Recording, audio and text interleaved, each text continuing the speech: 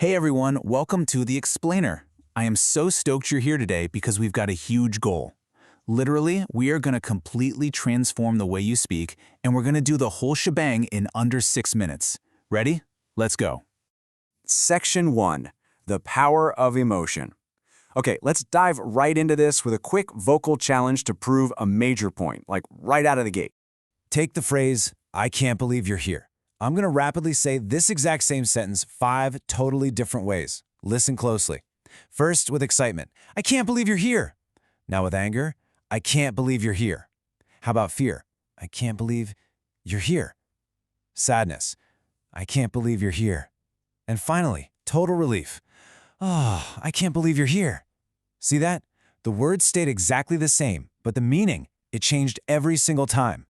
Section 2. Layers of a sentence. So that happens because every single sentence you ever speak actually has 2 layers.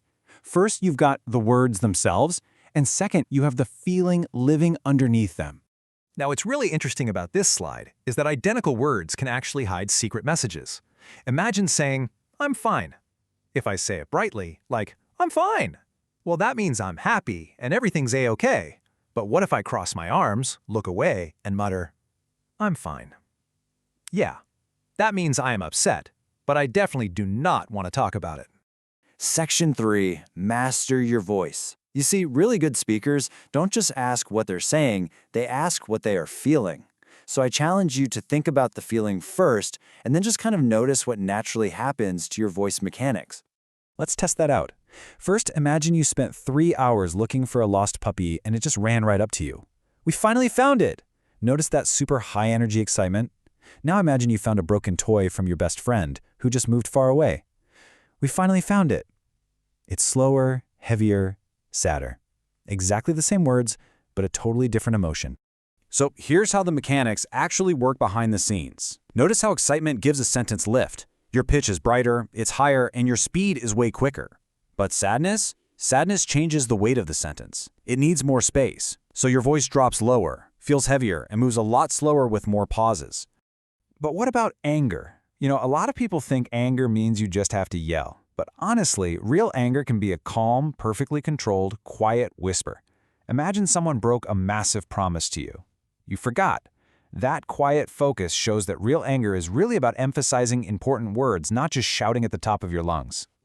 And hey, if you want to create fear or suspense, you use completely different mechanics. You slow down, use a softer voice, and add a really strategic pause. Listen to this. The door opened by itself. That pause, it gives the audience time to actually imagine the fear. Section 4. Body language matters. Okay, here is a massive secret. Your voice, your face, and your body. They have to work together as a team. If they don't, the audience is just not going to believe you. For example, I'm going to say the happiest sentence in the world, but I'm going to use the most bored, unenthusiastic voice and posture imaginable. "This is the happiest day of my life." See? Mismatched body language completely ruins the message. Section 5. Keep it real. The absolutely crucial point here is that we do not want to overact. We aren't trying to turn every single classroom presentation into some dramatic movie trailer. Too much emotion just feels fake. Instead, we just want to match the emotion to the meaning. Got a science presentation? Bring curiosity and excitement. Sharing a personal story? Well, that needs warmth and honesty. Giving a warning? That demands seriousness, for sure. The goal here is to choose the honest feeling that helps your audience understand the exact moment you're in. All right, think fast. I'm throwing this question directly at you. You're telling a sad part of a story and you say, "She waited, but nobody came." Which delivery is best? A, quick and cheerful? B, slow down and soften your voice? Or C, shout the entire sentence? Got your guess? If you said B, you nailed it. You want to slow down and soften your voice. A slower, softer delivery helps the audience actually feel the sadness without making the whole performance silly or exaggerated.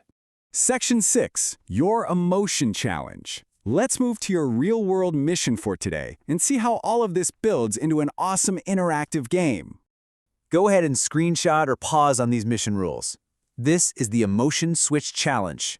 I want you to take the phrase, "you remembered," and record it 4 different ways: excited, surprised, angry, and relieved.